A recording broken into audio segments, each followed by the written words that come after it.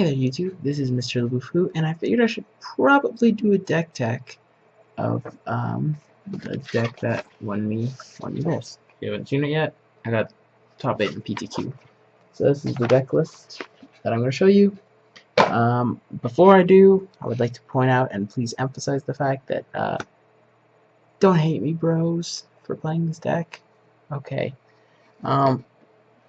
So the deck I played plays one basic forest.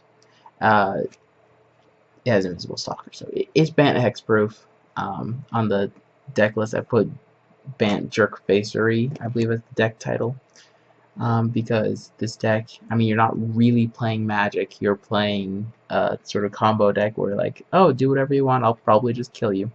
The reason I played this deck is because right now, in the meta, people aren't ready for it. Like, this deck gets really bad if people sideboard against you well, and there's cards dedicated in the sideboard for this deck.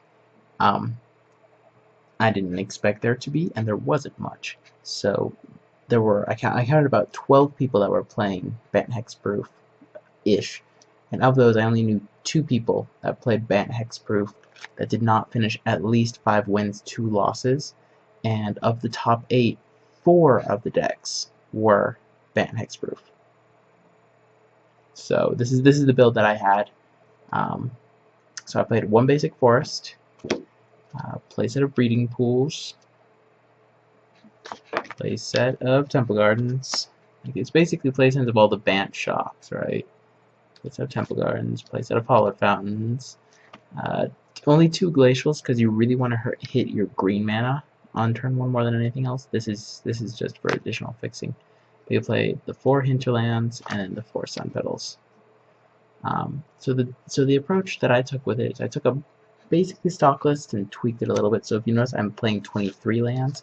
A lot of people play 22. I really wanted to hit 23, so that's why I play 23 lands, and I adjust for it later in the deck itself. I played 2 Simic Charms. I prefer these over the Celestia Charm. There was a big debate that I was going on with personally of the Simic versus Celestia Charms, and I chose Simic because of the unsummon, the +3/+3, which was actually more relevant than the other effects, and giving permanent hexproof. Well, you got basically this deck has a few little tweaks, like you have to learn how to play around Wrath and stuff like that. I actually played the full play set of Absence Pilgrims. The reason for this you'll see later. I play a certain 3-drop that is good, not Geist Trap. You have to play Geist Trap. The enchantment package has 4 ethereal armors, and you'll see the other ones later. You run the full 4 voices. Voice is so good. Oh my god, this card is probably like oh my god, I love it. The number of times I played Voice Resurgence and it was just so painful for my opponent is basically every single match. Like there were a couple matches not so much, but Voice was so good. Like I would go turn 2 Voice and people would like Detention Sphere your Voice Resurgence. I was like, okay, awesome, works for me. 4 Invisible Stalkers, simple enough. 4 Spectral Flights, simple enough, like enchantment package.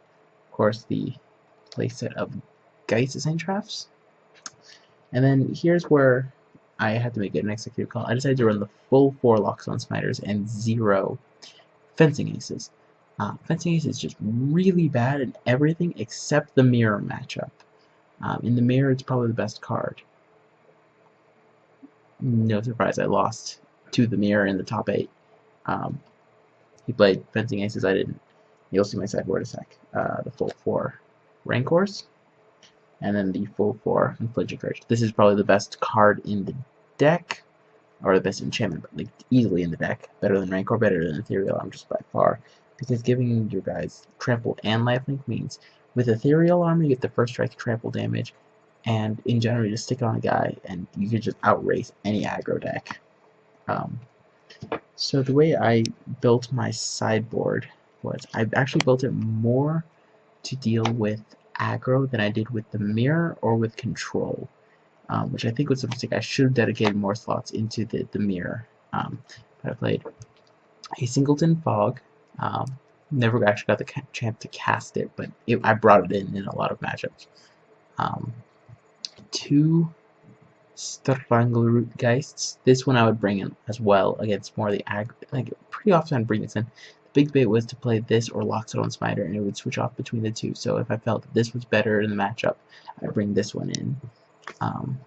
2 Feeling of Dreads for the aggro matchups. I brought them in a couple times, never actually cast it. 2 Negates. Simple Counterspell, brought them in a few times, actually never cast it. Oddly enough, I didn't see much of my sideboard, except for these cards. I wish I'd stuck a 3rd Spell Rupture in. This card is very powerful in this particular deck. Like, if you have a creature out, people don't expect it. I actually played 2 Advent of the Worm on the side, which I think this was a mistake. This should have been, these 2 slots probably should have been dedicated for the Mirror, and I regret that one. So you can see 2 Ray of Revelation for the Mirror, and 2 Near Heath Pilgrim for the aggro and mirror matchups. Near Heath Pilgrim won me a couple games. So that's the deck tech, not too complicated. As I said, don't hate me bros for playing Bant Hexproof. I know it's not, when you're playing against someone and you're playing Bant Hexproof, you're not playing Magic, right? You're playing a dedicated, I'm going to do my thing, you're going to do your thing, my thing's better, because you try and be a fair, interactive deck. And this is not one. This is just one that took advantage of a hole in the meta and stomped face with it. I don't recommend you just like go and take Bant Hexproof everywhere you go, because as I said, it's very sideboard dependent. Like if people dedicate slots to you, your deck is just mediocre. The only time I lost, apart from the Mirror, which he did his thing, I did my thing, and his thing was better than my thing, because he had Fencing Aces and I didn't. The only other match that I lost was against someone that brought in Glaring Spotlight. Why would you dedicate Glaring Spotlight on your sideboard? I mean, he had a plan for my deck. And so all of his removal just immediately turned on. And there was nothing I could do about it. So dedicated sideboard slots ruin this deck, but other than that, I mean, if you feel a little dirty playing it, but I played this deck because I wanted to win the PTQ, not because I wanted to go and take some custom deck and see if I could get there. No, I wanted to win, and this was the deck that I thought could take me there, and it came awfully close.